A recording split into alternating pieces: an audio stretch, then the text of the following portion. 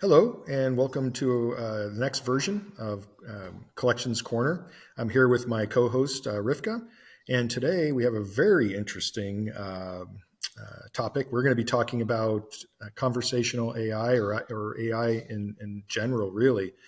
Uh, this is the latest and greatest technology, I think, that's out there, especially in the contact center. And it's getting more and more looks. It's getting more and more inquiries. We're starting to see that the market is really moving in this direction. Recently I read a Gartner article. Gosh, I think it came out in August of 2000, just last year, August of 2022.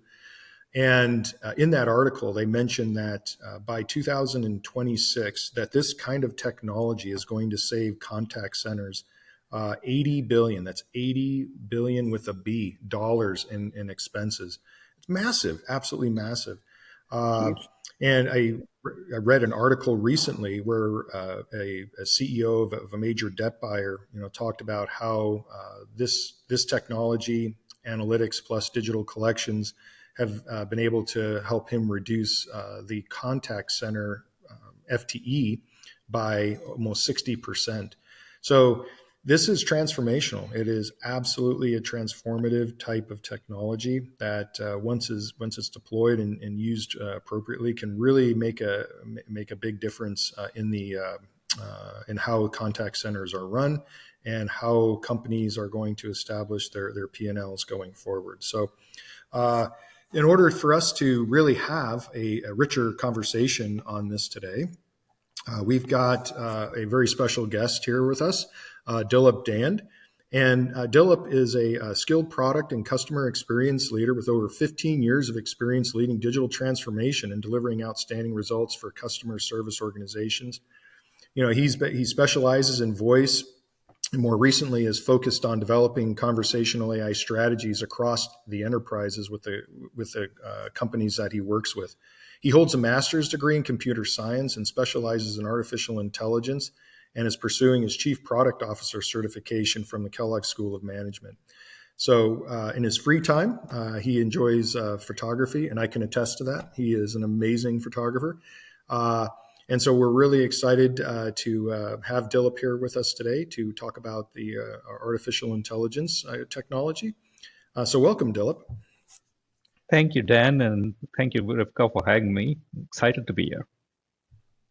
Awesome. We are definitely glad to have you, Dilip. We have a lot of questions. So first off, we want you to kind of demystify this for us a little bit. We're all hearing about AI. We're all getting different terminologies. We're hearing about machine learning, generative AI. I mean, can you kind of break this down for us and just give us an understanding of artificial intelligence? Absolutely. So, artificial intelligence as a term sort of was coined way back in the 50s by Alan Turing and his seminal work on Can Computers Think, right? And basically, the idea being is, can the computer systems be equal to human intelligence in terms of doing complicated tasks? He never talked about emotions or the human soul or how whether the computer has any of that. It was more about intelligence and how we do different tasks. So since then, of course, technologies have been evolving over the last 30 plus years that it has, as artificial intelligence has been, as the science has been around. And we've seen a number of technologies come through, everything from machine learning, deep learning. Now we're talking about large language models and generative AI. These all sort of form a single sort of umbrella under artificial intelligence. Artificial intelligence is, if I were to define this, is nothing but a system of capturing the information, organizing it in such a way and to get different insights based on different criteria, rules, applying sophisticated algorithms to it to come up with a predictive result and to take some action. So all in all, where I see this is that this is an evolution of all the things that we've been doing over time. We had heuristics in when I was doing my master's. I designed a system in using heuristics. Basically, it was a binary tree that decided how to approve a loan. Now, that has slowly evolved with automated learning models that have now that are part of the machine learning and deep learning, which is how computers sort of learn new topics, new area domains. And then from there, you take those and apply it to new inputs and data coming in to generate new results. So that in nutshell is what artificial intelligence is. You mentioned Awesome. heuristics, and for our viewers, can you tell us maybe a little bit more about what that exactly is? Uh, Generative AI is what you took is basically an idea of taking what the conversations like you and I are having today and taking that and you summarizing things or even to make it so that the computer system can understand, glean meaning out of it and take some action on it. That's what generative AI is all about, is for us to communicate with the computers in a simplistic conversation that then can be translated into sophisticated features like generated art forms, right? You see a lot of those art and videos being created out of it, as well as to respond to customer queries in the contact center. So we'll talk more about that as we go along. Awesome. Awesome. And Dilip, I like that you mentioned the difference between the human intelligence and the artificial intelligence. I know that's something that people are a little apprehensive about. You know, we don't want to get replaced by it. We just want to figure out how we can work with it. So I like that you kind of mentioned the distinguishment between those two. So that was really awesome. Yeah, So we have a lot absolutely. of companies that are interested in getting started with AI, and they're not really sure where to begin. For a company who Mhm. wants to integrate artificial intelligence into their contact center, where would you say they should begin, or where are some things that they should keep in mind when starting this? Absolutely. So any computer system does well with good data. So as the saying goes, garbage in, garbage out. So you don't want to give any system garbage. So the first step I would advise companies to do is to say, let's organize and clean up your data. Make sure you have a good system of data that is consistent, it's enriched, it has a good governance on top of it so that you can manage it effectively for different levels of consumption. Once you have some of that in place, from a contact center perspective, you can then take it to some of the simpler things like customer facing chat bots, voice bots. You could also look at bringing in generative AI to help our agents be more efficient in terms of summarizing the conversation they're having with the customers and triggering tasks from that so that the agent doesn't have to do it. The system hears that conversation and interprets and delivers on it. So there are wide applications that customers can start within the contact center. But the key to all of this is to making sure you have the right data and the data is clean. So once you have good data, then you can start off there. Definitely makes sense. How do you make that? How do you make that determination, Dilip? Like when you talk about having good data, the right data, what does that mean? I think a lot of that depends on what the use case you're trying to solve. So in case of a contact center, you want to know really have a good handle on your CRM. Make sure your customer data is you have good quality of customer data, both internal as well as enriched from your external sources if needed. That way, then you can see what's happening, what you know. The more you know about your customer, be it with it through using AI or for the agent, the better you are in sort of communicating with that customer.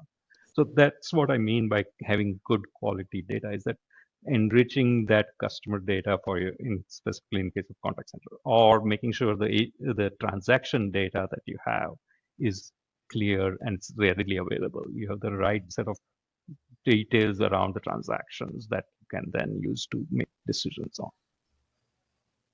Interesting.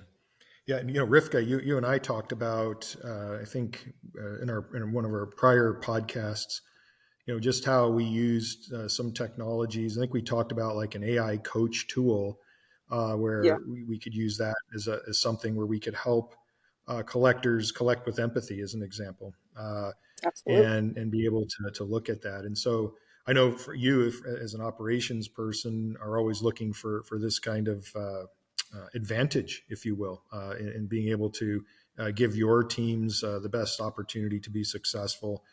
Um, do you see? Would you, as an operations leader, would you see benefit in sort of? I think Dilip mentioned, providing the right information to the collector at the right time to allow them to do their job better. Like, how do you see that working for you in operations? Absolutely. We've found that the more empowered the associate is, the more effective they are, and the more comfortable they are, and more confident as well. So I believe having the right information and allowing them to move efficiently throughout the call will definitely provide plenty of benefit. So I can definitely see the correlation and how it could help. Awesome. Yeah, super exciting. Like it's for me. I'll speak for myself, but it's so new, and we're seeing some software as a service companies come out that have some of this technology. We call it like the next best action, if you will.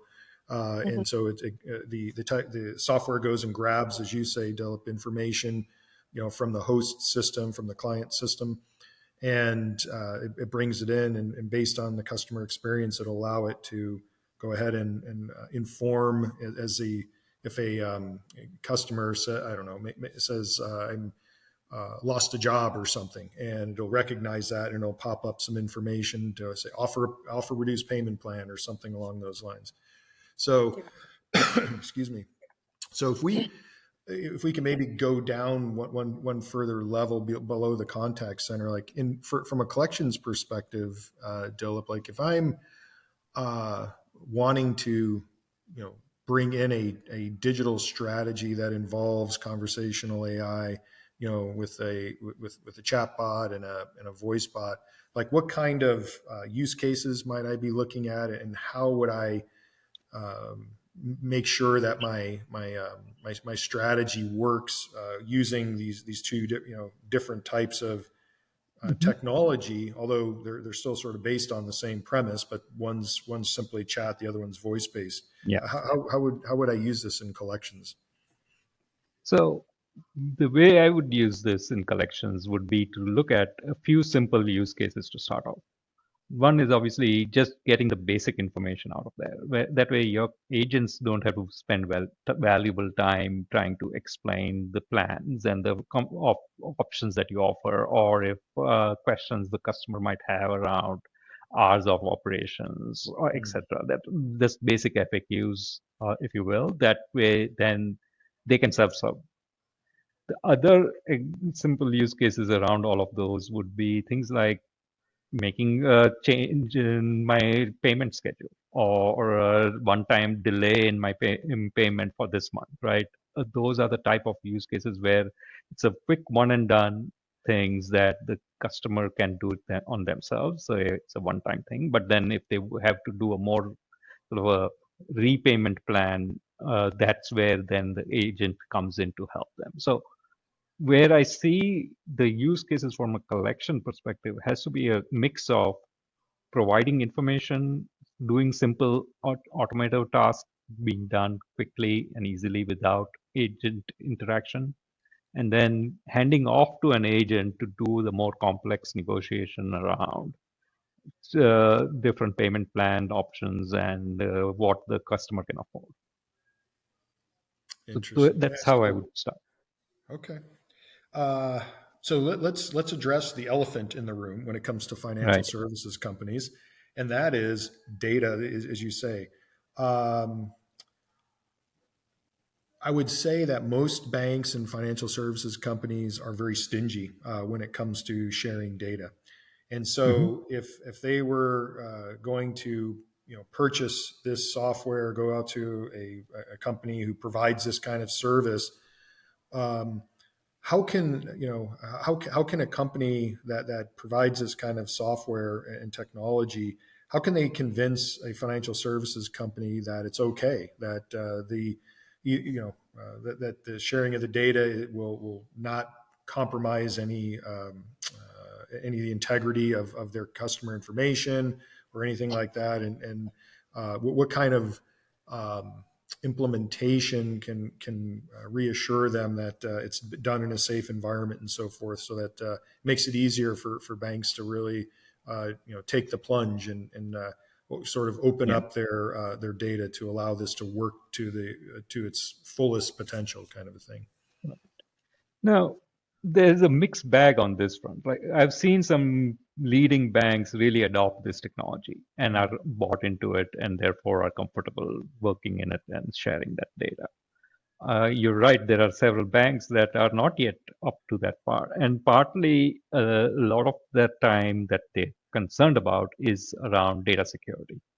So the more you can do to inform your customers, your bank financial services customers, the quality of how you keep your data secure, how you keep their data secure, compartmentalize it, keep it away from other similar customers that you might have, so that they feel confident that you can manage their information safely and securely.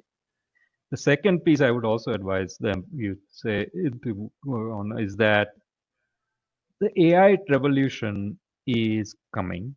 It is a matter of time before it impacts them, either through their own mechanism or through external forces.